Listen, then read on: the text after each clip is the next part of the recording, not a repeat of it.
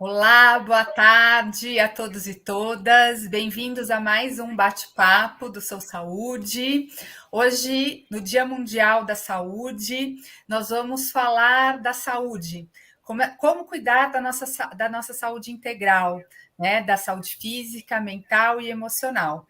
E para isso, nós contamos com a participação do Dr. Marcelo Alvarenga, médico especialista em clínica médica, endocrinologia e diabetologia, profissional certificado em experiência do paciente pelo Patient Experience Institute, coordenador do curso de pós-graduação de Lato Sensu em experiência do paciente e cuidado centrado na pessoa, em parceria com o Hospital Sírio-Libanês e o The Barrier Institute, e presidente do SOBEX, é a Sociedade Brasileira de Experiência do Paciente e Cuidado Centrado na Pessoa.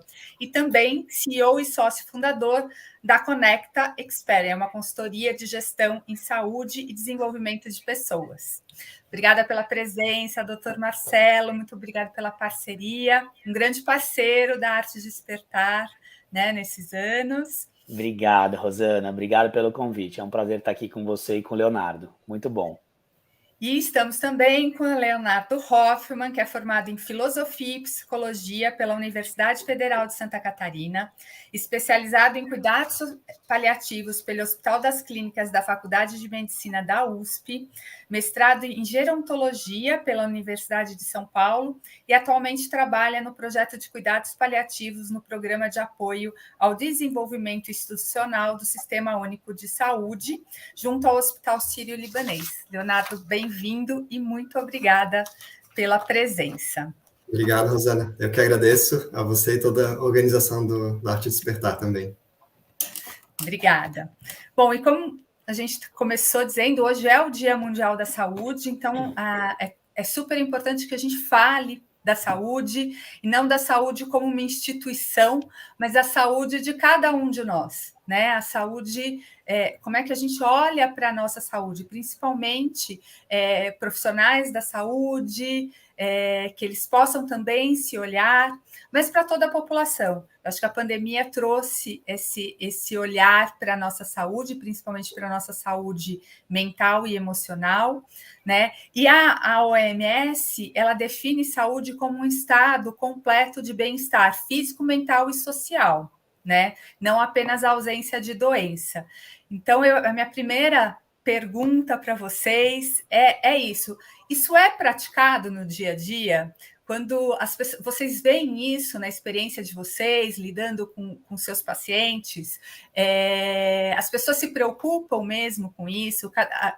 Quando procuram vocês, o Leonardo é psicólogo, mas Marcelo é médico, como é que vem essa procura? Eles estão preocupados com tudo? Eles estão preocupados com aquela doença específica que os está afligindo naquele momento? Leonardo, se quer ficar à vontade, faça as honras, começa, por favor. Tudo bem, obrigado. De maneira geral, Rosana, acredito que é mais a busca por uma restauração de saúde, né? A gente ainda não tem uma cultura de promover a saúde, de manter a saúde. Existem políticas públicas que buscam promover a saúde, a gente entende promover a saúde como manter a pessoa saudável, né? E evitar, prevenir o que for possível.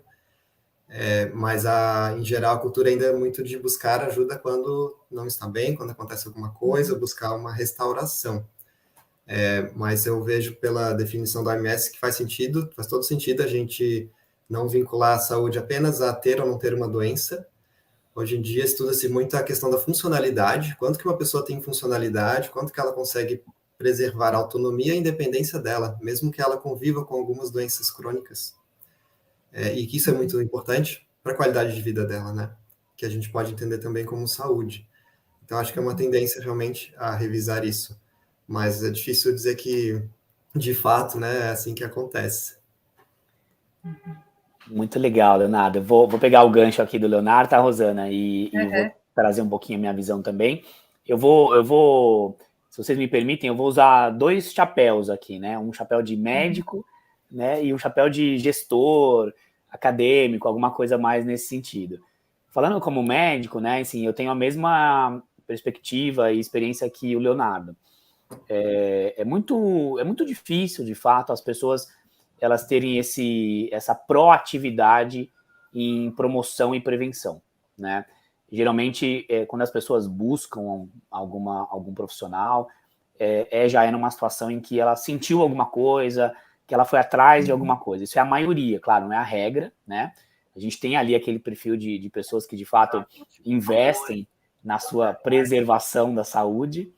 Então, é aquela coisa do tipo, poxa, né, vim aqui, então, uma consulta, né, vim aqui, você sente alguma coisa? Não, não sinto.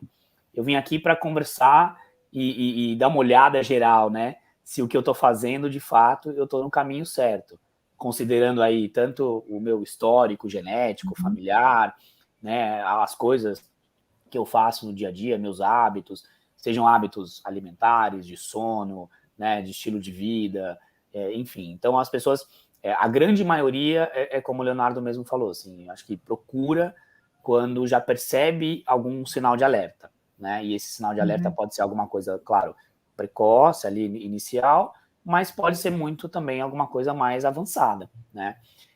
A minoria, de fato, tem essa cultura e esse hábito de vou vir aqui para, de fato, entender se eu estou no melhor caminho, eu estou fazendo as coisas certas, se as coisas estão, de fato, aí como deveriam ser, né? Então, acho que esse é o primeiro racional.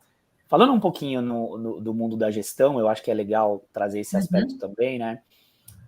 O que eu vejo, assim, as instituições de saúde, né, em teoria, deveriam ser as instituições que mais possuem pessoas em estado pleno de saúde, né? Poxa, a gente, na nossa essência, a gente vem de saúde, né? Você é a imagem que a gente passa para a sociedade como um todo.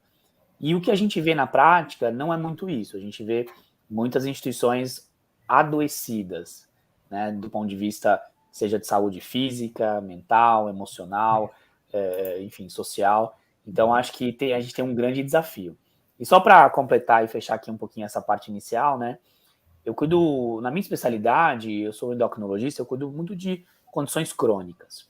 Então, eu vou dar um exemplo de diabetes. Diabetes é uma condição crônica que ela, numa fase inicial, ela não dói, né? Então, a pessoa não sente nada. Então, assim, é isso. Se eu não vou atrás de medir, de saber o que está acontecendo, de procurar alguma complicação, enfim, eu acabo nem sabendo direito o que está acontecendo.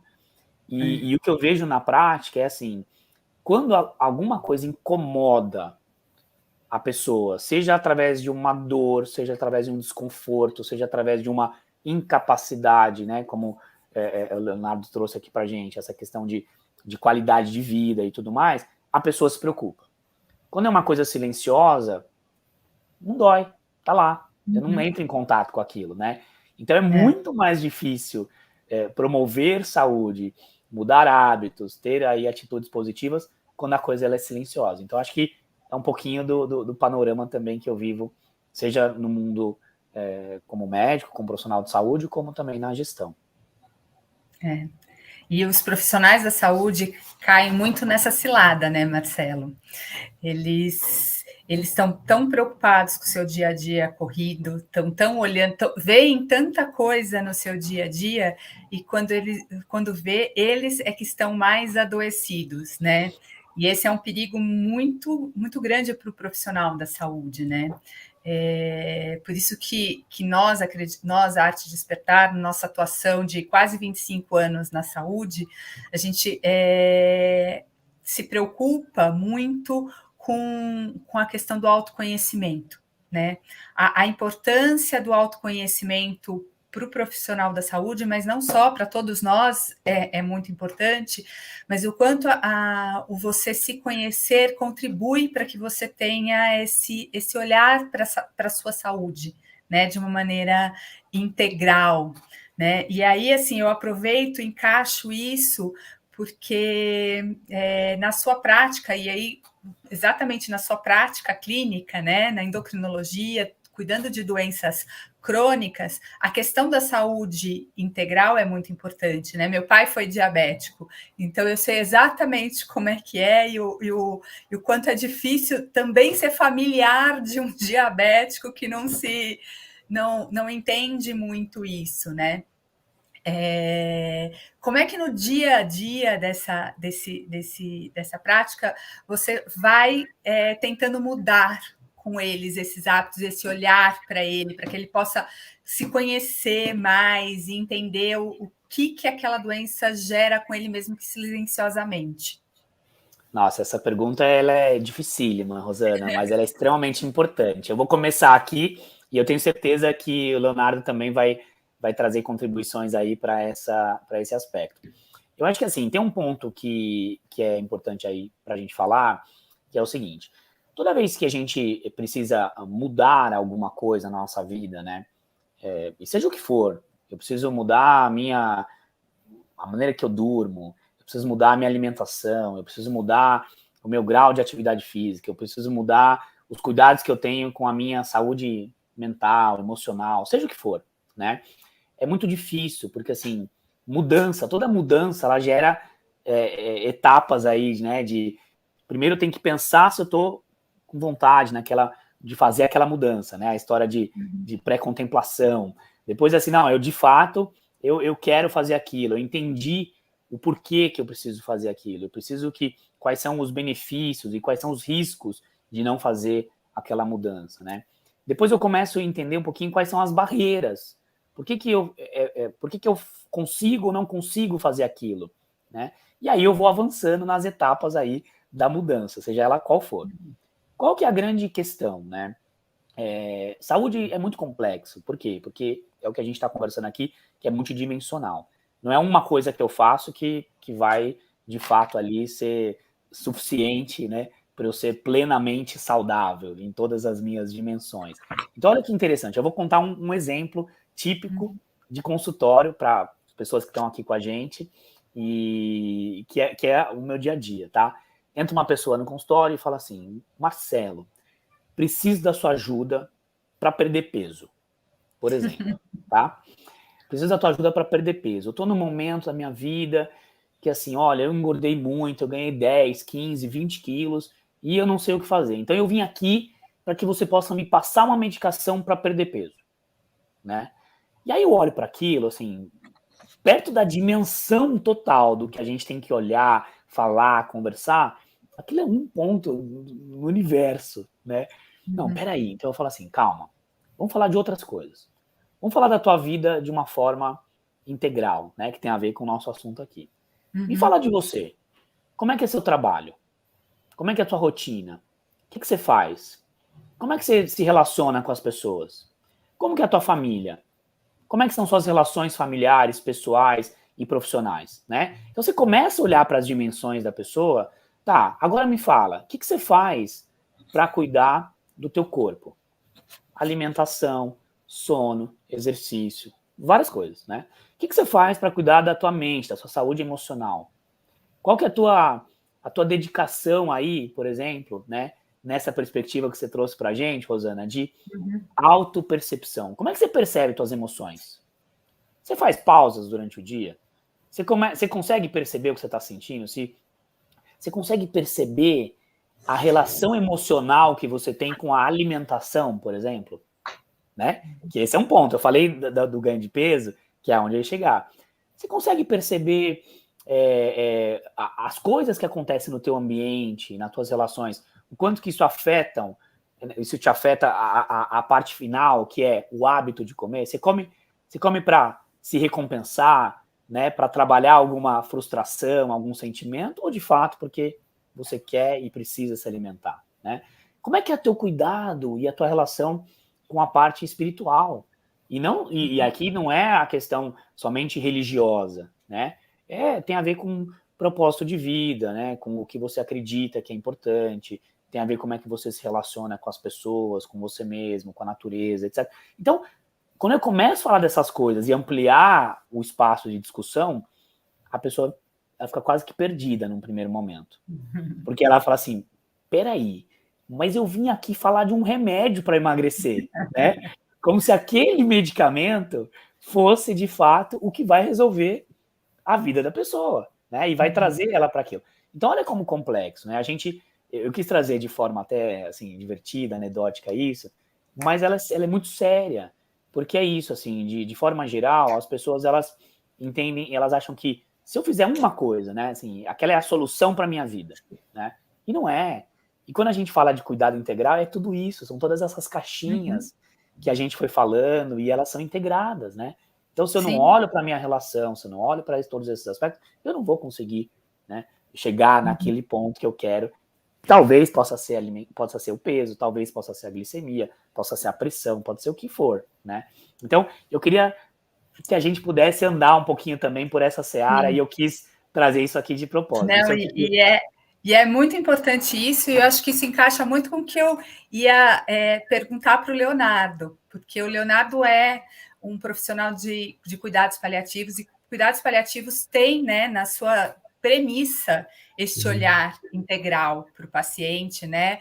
O mental, o emocional, o espiritual. E aí, Leonardo, eu queria que você contasse um pouco para a gente para isso, porque eu acho que isso é muito difícil das pessoas, às vezes, entenderem essas diferenças e como é que você pode se olhar para você dentro dessas perspectivas, né?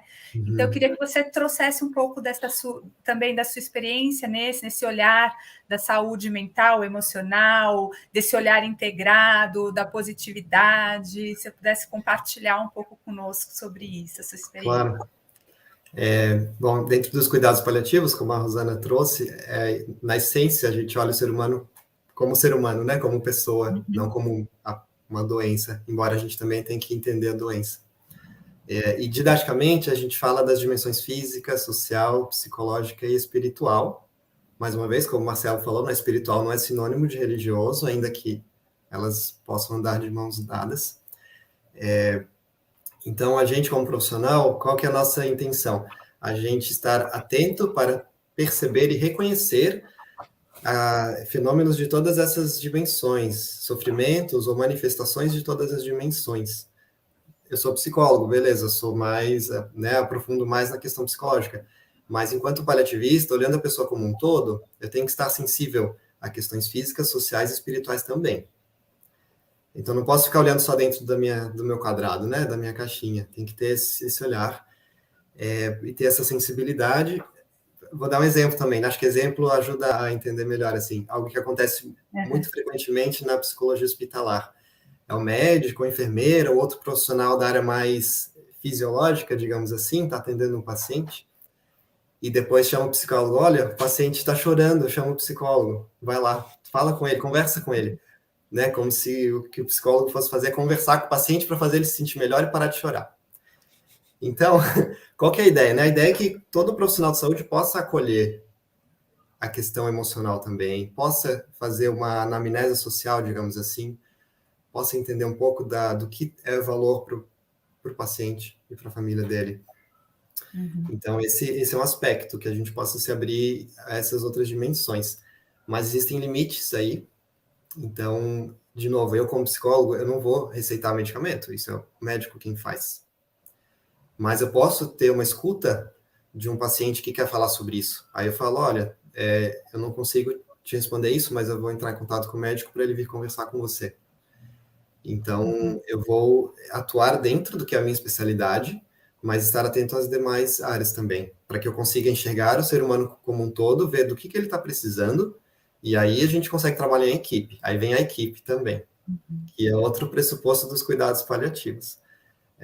Eu não consigo aprofundar todas essas dimensões sozinho, né? Se tem alguma questão muito, muito forte, eu vou ter que chamar alguém, um colega, né, que possa intervir sobre isso. E depois a Rosana trouxe sobre nós mesmos, né, os profissionais, e aí como que a gente faz? De novo, é limite, reconhecer os nossos próprios limites. A gente tem que tomar cuidado para não querer resolver tudo, né, a gente não consegue, a gente não pode. Existem coisas que são do outro, existem sofrimentos que são do outro, existem desafios que são do outro. E por mais que eu queira ajudá-lo e colocar-me à disposição, eu tenho que tomar cuidado para não colocar isso como algo que seja minha responsabilidade, né? Então, a minha responsabilidade enquanto profissional vai dentro do que é possível eu realizar profissionalmente, né, na minha assistência. Se eu não tiver agora a autopercepção que a Rosana trouxe também, né, de quais são esses meus limites, eu posso passar por cima deles, isso vai me trazer sofrimento, e isso não vai fazer com que eu cuide melhor do paciente, porque eu estou começando a misturar as coisas. Então, isso não é bom nem para mim, nem para o outro. Então, a autopercepção é um grande passo, um grande método para a gente se respeitar, se conhecer. Aí entra o que o Marcelo falou, né? Até que ponto o paciente tem essa autopercepção? Ele chega com uma queixa, né? Ele chega pedindo ajuda para alguma coisa.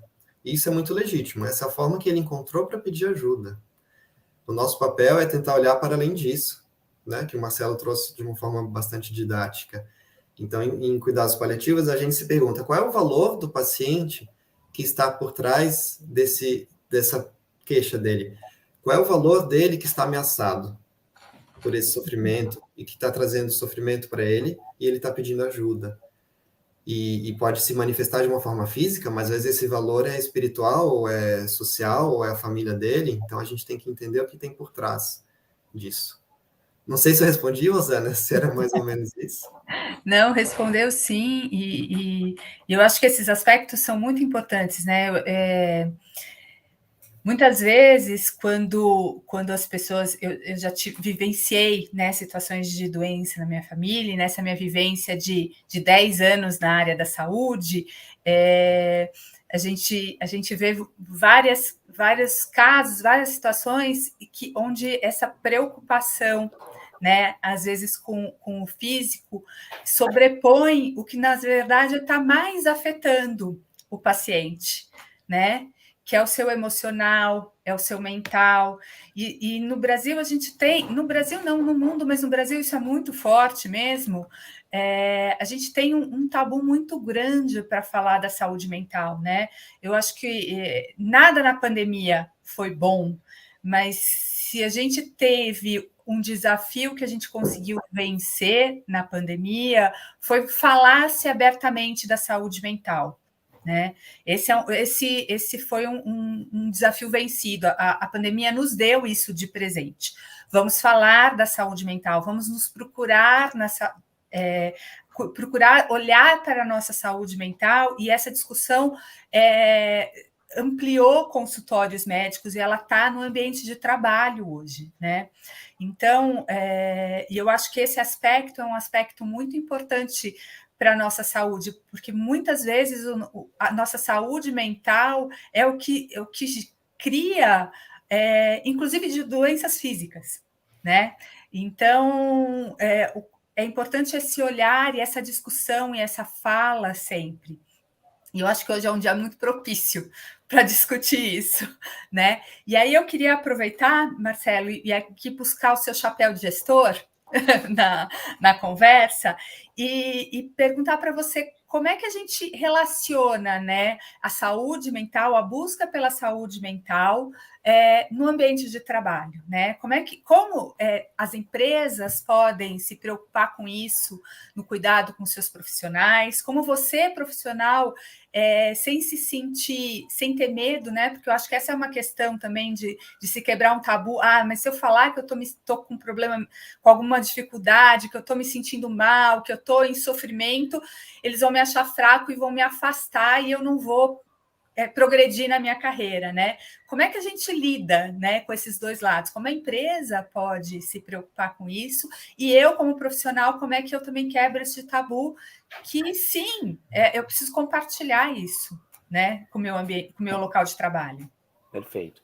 Então, acho que assim, eu queria começar por uma provocação aqui, uma reflexão nesse assunto, que é o seguinte: a gente tem que diferenciar, depois eu quero ouvir a opinião do Leonardo, se ele concorda com isso ou não, sendo profissional especialista na área de saúde mental, né?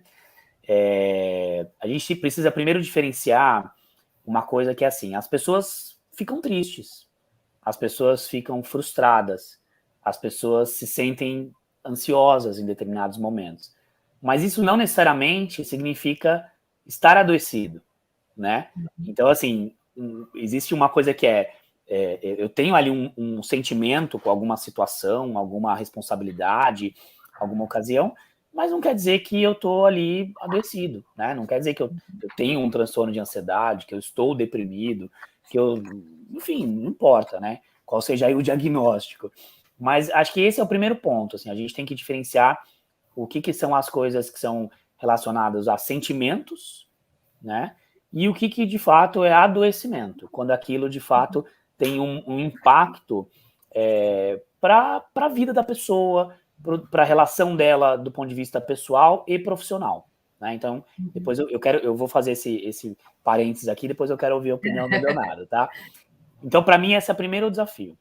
Depois, eu acho que, assim, existem várias estratégias, né? Sendo aplicadas, utilizadas em instituições do Brasil, fora do Brasil, instituição pública, privada, enfim, para criar ambientes em que as pessoas sintam essa segurança psicológica, essa palavra segurança psicológica está na moda, né? Se sintam seguras do ponto de vista psicológico aí para poder pedir ajuda, né? Então eu acho que assim, quando a gente está falando de sentimentos e emoções que são comuns aí no ambiente da saúde, poxa vida, né? Eu vou dar exemplos de novo, práticos.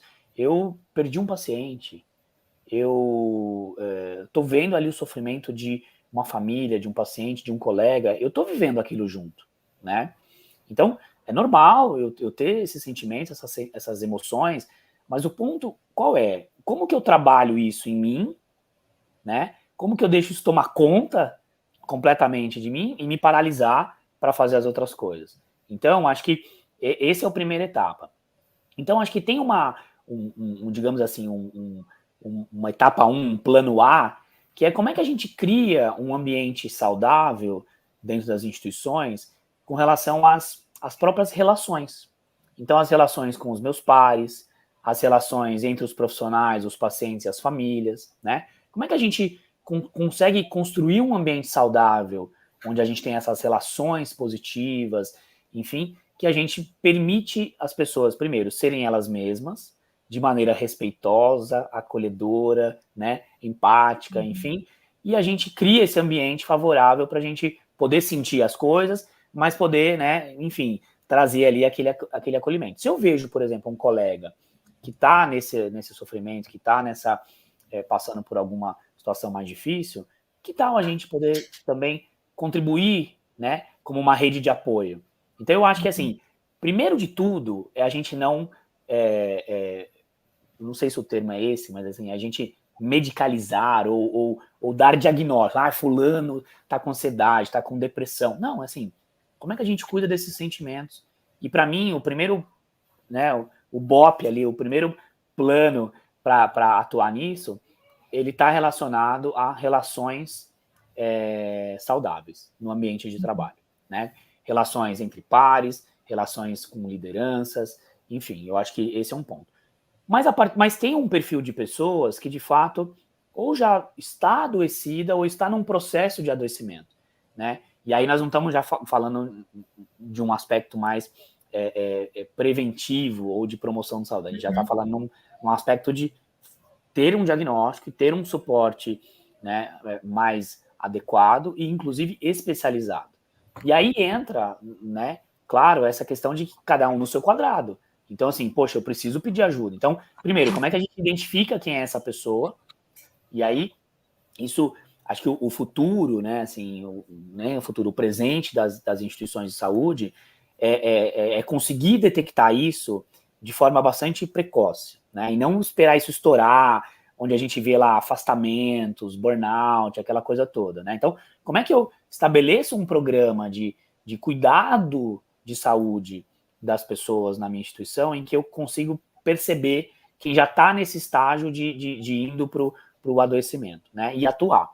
E aí, claro, aqueles casos que estão, de fato, adoecidos, eu preciso ter um cuidado, né? Eu preciso tirar essa pessoa de cena, não posso expô-la, né?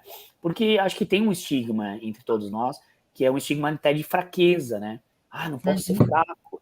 Caramba, eu tomo remédio para depressão, eu faço um tratamento, eu faço terapia, né? E essas coisas, elas estão sendo devagarzinho vencidas. Então, eu acho que tem etapas, né? E eu acho que, assim, essa é a minha contribuição inicial que eu vejo em termos de atuação.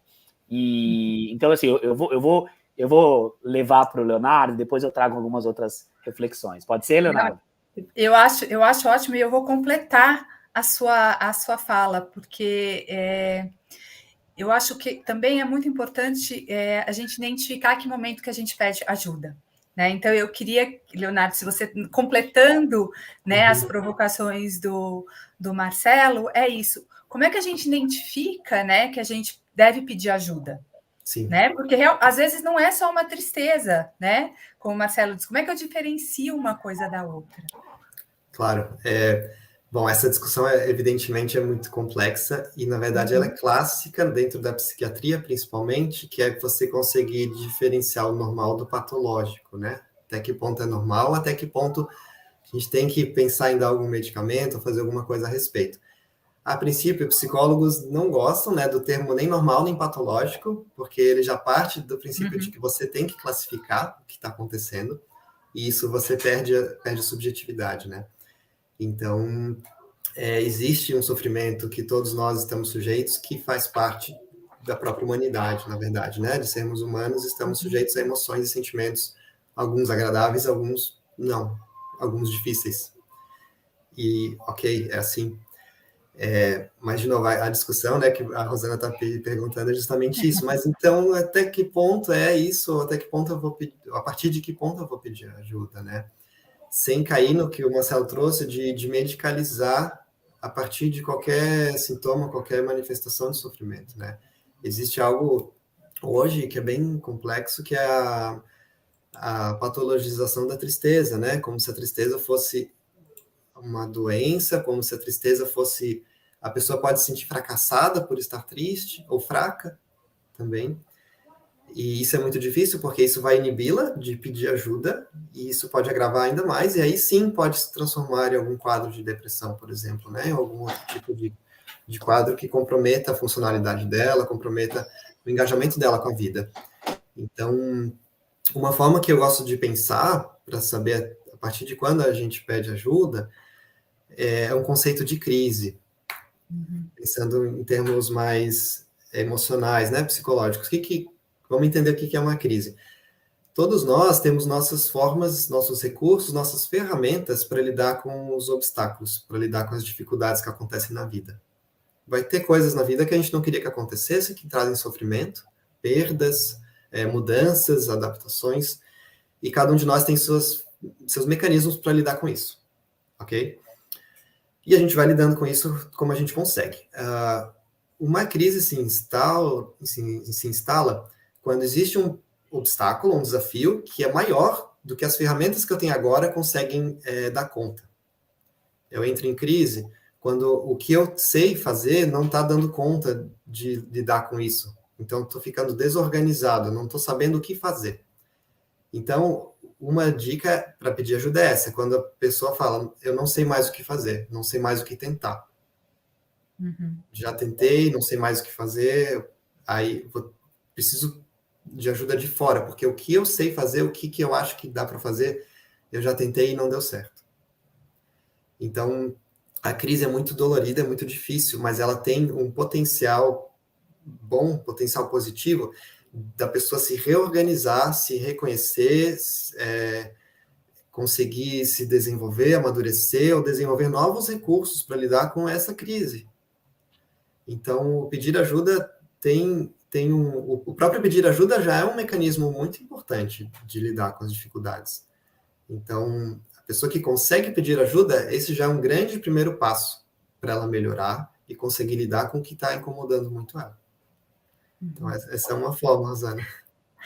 Obrigada, Leonardo. Não, e é importante, né, a gente saber, entender um pouco quando está no limite a gente não dá conta sozinho, né? Porque a gente não precisa dar conta de tudo sozinho, né? Então, como é que a gente percebe, às vezes, só com o nosso entorno, né? Aqui a Rosângela trouxe no chat a questão da importância da escuta, né? Às vezes você tem escuta no seu entorno, né? Na sua rede de amigos, na sua família, e isso contribui muito, mas aí chega uma hora que realmente não dá mais conta, né? E aí, como é que a gente passa isso, vai buscar ajuda. E essa discussão sobre saúde mental, ela é muito importante, né? Se a gente for olhar os níveis de pessoas, de afastamento de trabalho, de esgotamento, são enormes hoje em dia, né? O aprender a lidar com a nossa nova realidade, né, do trabalho em casa com filhos, cachorro, marido, né, esposa, é muito difícil, né? Eu conto para a nossa equipe, eu brinco muito, a minha sobrinha de 6 anos agora, ela só brinca de fazer conference call. Ela pega um computadorzinho dela, bota um óculos que não tem aro e um telefone. Ela estou num conference call. Nossa. E você não pode falar perto dela. Mas o que? Ela vê a mãe, né, fazendo isso. Então, isso passa para o nosso dia a dia. Então, isso vai sobrecarregando todo mundo, né? E a gente precisa olhar para isso. E quando a gente fala da saúde física, né, a gente pensando na saúde integral, na qualidade de vida, isso tem sido muito discutido. A saúde física é a mais... sempre se fala muito disso, né? Então, vamos fazer exercícios, vamos comer balanceadamente, vamos cuidar. E pouco se fala, né, da importância de você olhar a sua saúde emocional e a saúde mental.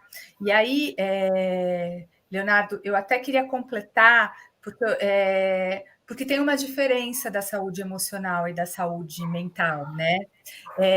E aí eu queria um pouco, se você conseguisse explicar um pouco para as pessoas essa diferença, né? Para a gente poder ajudar as pessoas a identificarem um pouco isso, porque é importante que você também saiba em que momento que você está. Sim. Na verdade, eu mesmo tenho alguma dificuldade em conseguir achar uma definição, assim, né? Uma distinção bem nítida entre os dois, porque são muito... enfim, se interpõem também, né? Mas como que a gente pode pensar, né? Eu entendo a saúde emocional, como o Marcelo falou antes, de tudo que é natural que a gente sinta no dia a dia, de alegria, medo, tristeza, ansiedade, né? E como que essas emoções participam da minha vida, até que ponto tá tudo bem em relação a isso, ou eu fico tomado por elas, né? Então, é mais nesse sentido. E aí a gente pode entender uma maturidade emocional, por exemplo, uma criança, ela cognitivamente ela é imatura, ela está se desenvolvendo neurologicamente e emocionalmente também. Então, por exemplo, uma criança, ela ainda está desenvolvendo a continência emocional dela. O que é a continência emocional? Ela conseguir guardar para si uma emoção e conseguir, de alguma forma, traduzi-la para expressá-la de uma forma saudável. Então, uma criança, se ela fica com raiva, ela pode bater num coleguinha, bater em alguma coisa, ela pode até se machucar, ela pode sair correndo, enfim. Ela vai expressar a frustração, a raiva, a alegria de uma forma muito crua, né, muito nua. Não tem um filtro, digamos assim. Então, a continência emocional é um exemplo de amadurecimento emocional, né? Nós adultos, a princípio, né, a gente tem essa maturidade. Deveria ter esse filtro, essa condição, né?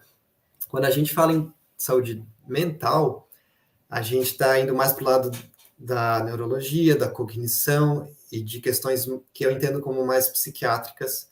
Então, por exemplo, tem depressões que são de uma causa bem fisiológica mesmo, que eu vou ter que tratar com medicamento. Outras vão ser mais de causa mais psicológica ou pela história de vida da pessoa. Então, a gente começa a falar mais de doença e saúde mental, no caso. Mas eu queria aproveitar, depois também queria escutar a opinião do Marcelo, né, para ver se ele entende dessa forma ou não. Mas só como que a gente pode diminuir esse tabu que você comentou? Porque, assim, a gente não pode entender saúde mental como ausência de doença mental, simplesmente. É a mesma ideia da saúde da Organização Mundial da Saúde, né? Então, assim, todos nós temos a nossa condição de saúde mental, qual é a minha condição de saúde mental? Qual é a condição de cada um de vocês? Cada um tem a sua, e a gente tem que cuidar dela. Independente se tem um diagnóstico de doença mental ou não. Então, aí a gente começa a entender que, por exemplo, a psicoterapia, a pessoa não precisa ter um diagnóstico para fazer psicoterapia ou para se beneficiar dela. Pode ser que, entre aspas, está tudo bem com ela, mas mesmo assim ela queira fazer psicoterapia. Então, é desmistificar aquilo de que terapia é só para louco, né? Que ainda acontece, infelizmente, muito, né? Então, de novo, a questão de saúde mental é uma dimensão nossa, né? Uma das nossas muitas dimensões. Então, a gente tem que cuidar dela. A questão não é se a gente tem um diagnóstico ou não de uma doença mental. São coisas diferentes. Sim. Marcelo? Leonardo, eu quero fazer uma confissão pública. Eu sempre tive dificuldade para entender se tem diferença entre as duas. E eu fiquei aliviado quando você começou falando aqui, você também tem dificuldade. Obrigado. Sim. Você me ajudou aqui a ser humilde e cuidadoso, né? E assumir isso, assim. De fato, para mim, eu acho que a dimensão emocional e mental, ela é muito unida, né? Nós temos um amigo em comum aqui, nós três, que é o Plínio Kutaiti, e quando a gente fala de mente, né? Mente é uma coisa que, para nós ocidentais, é uma coisa desconhecida, né?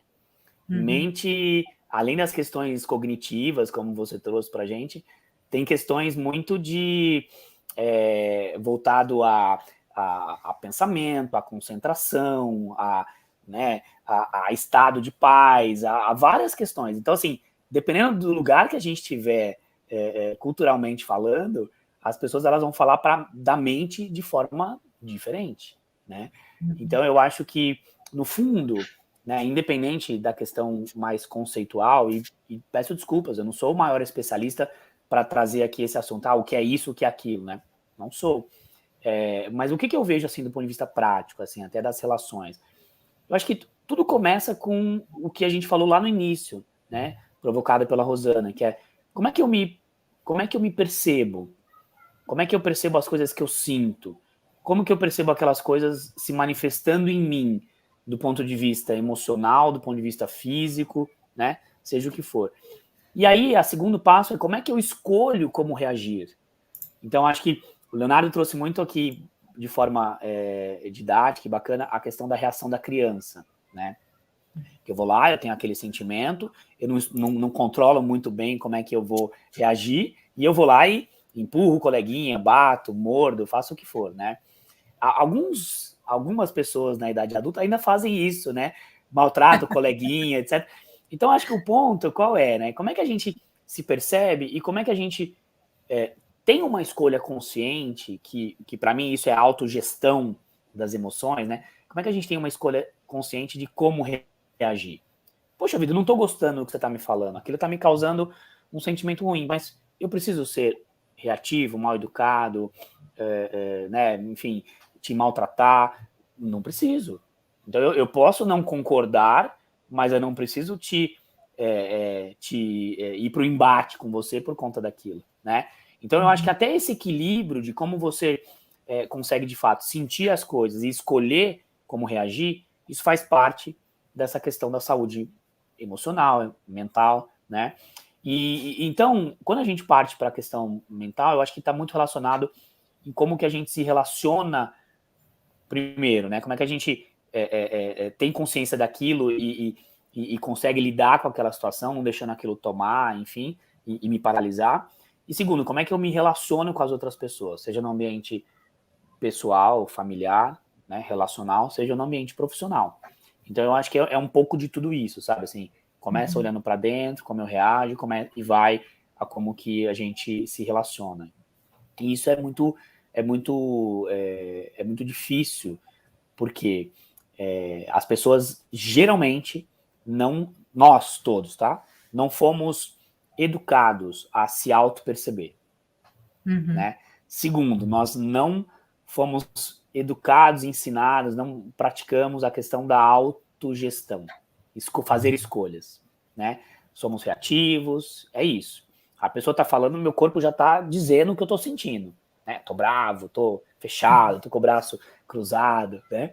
E o outro ponto é assim, como é que eu de fato aqui, trazendo o que a Rosângela trouxe da escuta, né? Como é que de fato eu me coloco numa posição de escuta, de empatia, de acolhimento, né?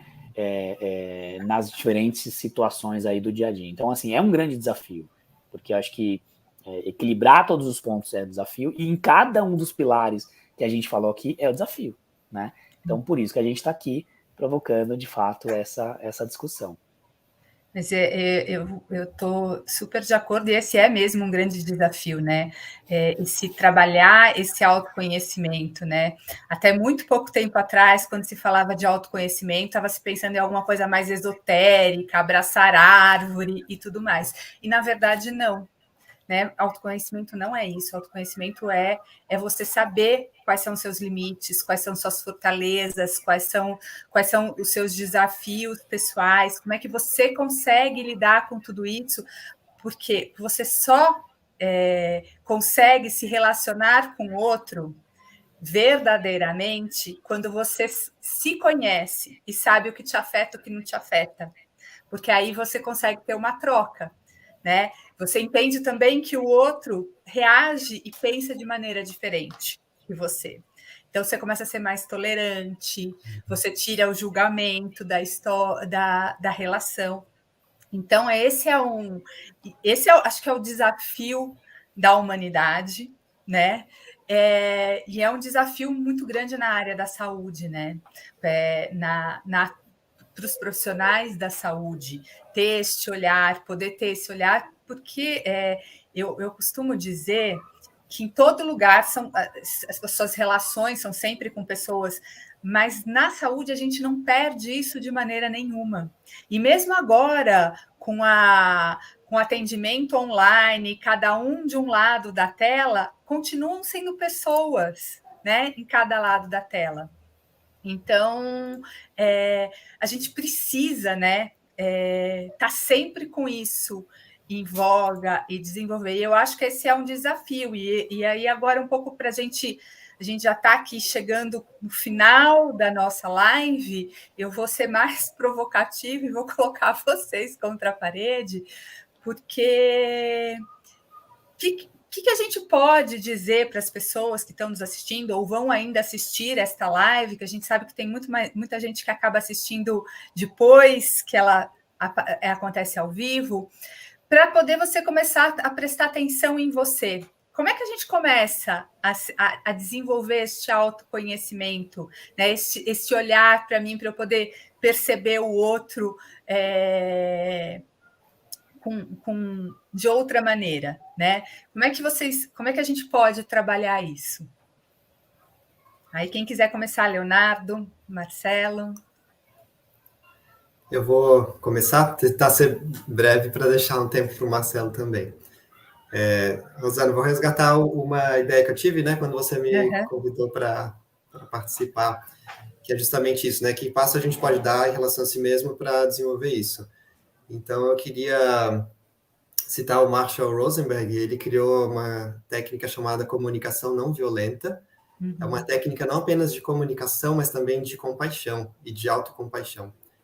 Então, trazendo a questão da autocompaixão, como que ele fala bastante coisa, né? Mas eu vou simplificar um pouquinho.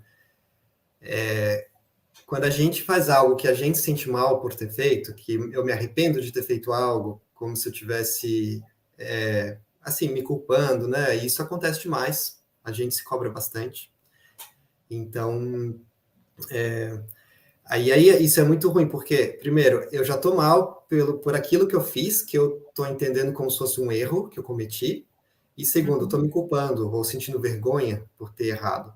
Então, estou num sofrimento duplo aí, né?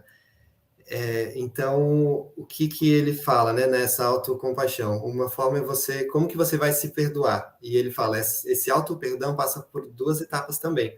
Primeira etapa é você perdoar a parte de você mesmo que fez isso que você está chamando de erro, mas chamar isso de erro já é um julgamento, né? O que você fez é um fato. Se você está dizendo que isso é ruim, negativo, e que não deveria ter acontecido isso já é um julgamento, e é um auto-julgamento. Então, a primeira parte do auto-perdão é você se perdoar que você fez isso, e a segunda parte é perdoar que você se sentiu mal por ter feito isso. E é muito louco, porque para mim eu consigo perceber isso. Eu vou dar um exemplo pessoal para tentar deixar mais prático. Em 2020, né, eu peguei Covid e tive que me afastar do trabalho, né? Tava bem mal. Então, beleza, já estava mal por estar com Covid, estava passando mal. E eu ainda me senti culpado por ter pego Covid e não poder trabalhar e, de alguma forma, sobrecarregar a minha equipe de trabalho. Então, depois eu parei para pensar nisso, né? É muita prepotência eu me culpar por ter ficado doente numa pandemia, né? Então, eu não podia ser mais humilde e mais pegar leve comigo mesmo e dizer que tudo bem. Então, de novo, o auto-perdão por essas duas etapas. Primeiro, ok, eu fiquei doente, aconteceu, tá tudo bem. E segundo, eu me perdoo por ter me sentido mal de ter ficado doente. Tá tudo bem que eu me culpei de ter ficado doente. Porque senão eu posso entrar num loop, num ciclo, e me culpar por ter me culpado. Olha que coisa louca isso. Né? Então eu tenho que falar, eu me culpei sim, e tá tudo bem. Né? E não me culpar por ter me culpado. Senão, isso pode levar a gente para uma autoestima bem complicada, enfim. Não sei se fez sentido.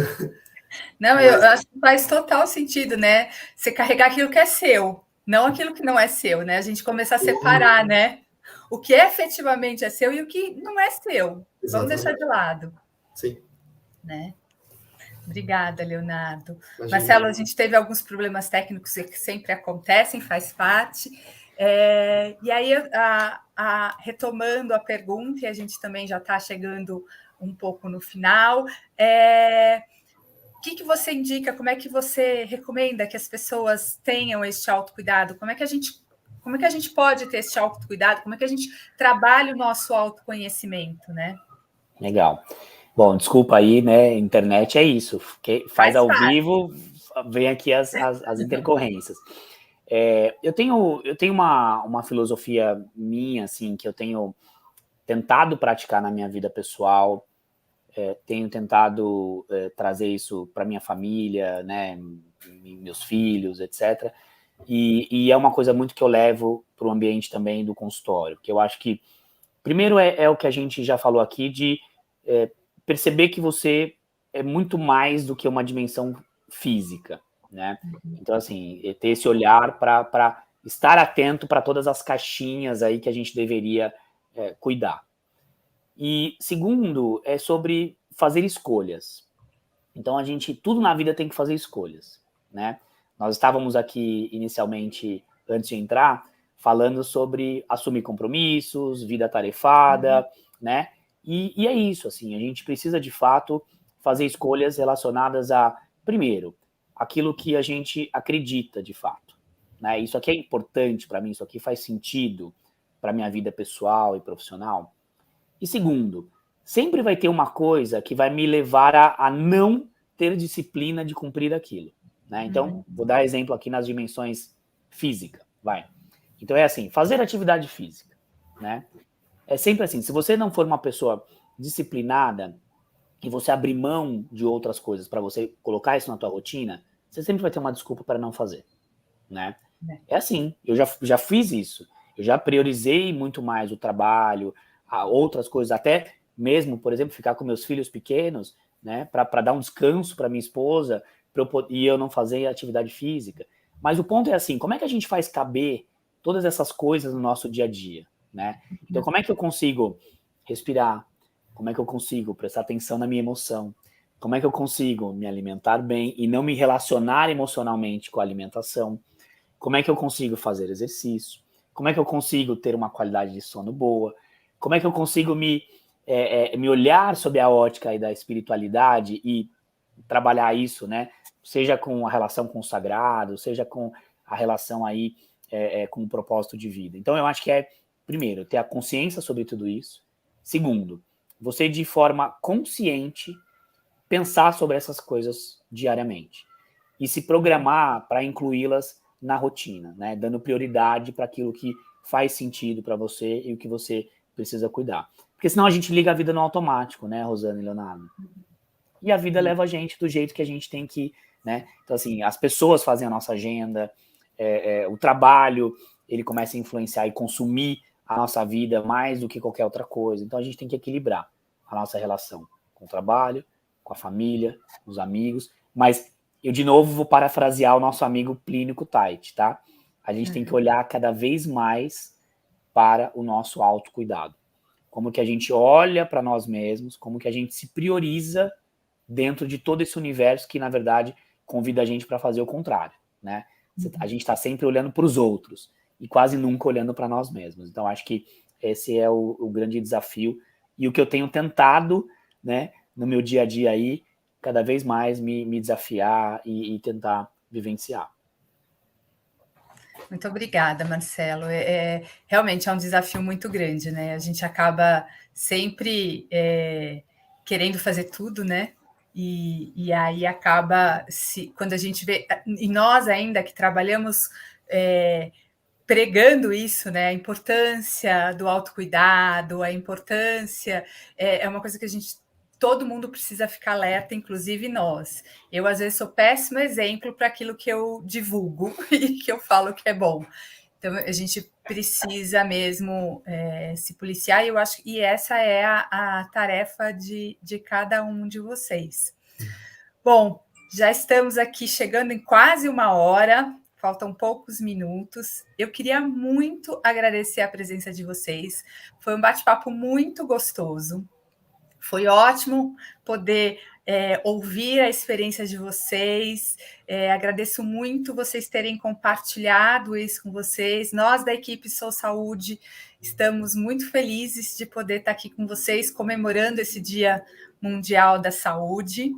E aí eu queria deixar em aberto para vocês, para as últimas palavras, antes da gente finalizar com esse bate-papo. Quer ir primeiro, Léo? Fica à vontade, pode ir.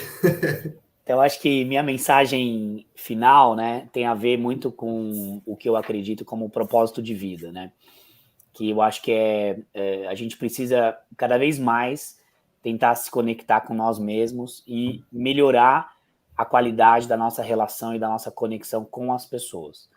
Porque acho que através disso a gente, de fato, consegue, primeiro, né, ter um cuidado ampliado, ter toda esse olhar que a gente falou aqui sobre integralidade. E segundo, a gente consegue aí ter boas experiências nesse ambiente da saúde que é tão enfim, é especial e ao mesmo tempo desafiador. Então, acho que, para mim, a palavra conexão né, conexão consigo, conexão com o outro, é o que eu gostaria de deixar aqui nesse Dia Mundial da Saúde. Obrigada, Marcelo. Leonardo? Não, pensei no que dá sentido para a vida de cada um de nós, né? É importante a gente se conectar, como o Marcelo falou, se conectar com o que dá sentido à nossa vida, ou o que dá valor para a nossa vida, o que faz sentido para a gente. Então, como sempre, eu busco tentar trazer para o prático. Como que a gente pode descobrir se uma coisa ou uma ação dá sentido à nossa vida ou não? Eu me pergunto assim, eu faço isso com a única motivação de fazer isso mesmo? Ou isso é um meio para um outro fim? Então, eu estou fazendo isso com o fim em si mesmo. Por exemplo, eu gosto de pintar. Simplesmente porque eu gosto de pintar, isso me traz uma paz, me traz um bem-estar. Legal, isso é uma boa resposta. Ou não, eu faço isso como um meio para atingir um outro fim. E que fim é esse? Aí eu tenho que avaliar se essa conta fecha, né? Se eu estou me colocando nesse meio para conseguir esse fim. Vale a pena ou não vale a pena? É uma dica. Que bom. Muito obrigada.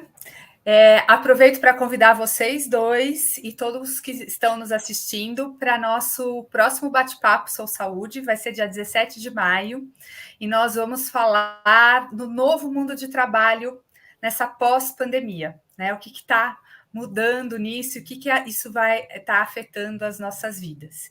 Então, conto com a participação de vocês e, novamente, Marcelo, Leonardo, muito obrigada. Vocês abrilhantaram este nosso bate-papo. Muito obrigada, boa noite a todos e todas e até a próxima live do Sou Saúde. Tchau, pessoal. Obrigado, viu? Tchau, tchau.